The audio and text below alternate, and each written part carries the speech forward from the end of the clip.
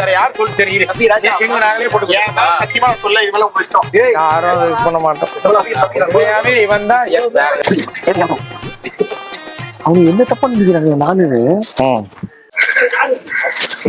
Driver என்ன சொல்லிட்டாரா, நேற்று நைட்டு போயிட்டு வந்தோம் போதுமா? இந்த மாதிரி இங்க போனா அங்க போனா. அதுக்குள்ள என்ன போய் தப்பா நினைக்கிறீங்க? நண்பர்களே, இந்த கோயில் வந்து ரொம்ப பவர்ஃபுல்லான கோயில், பாம்பன் சாமிகள் கோயில்.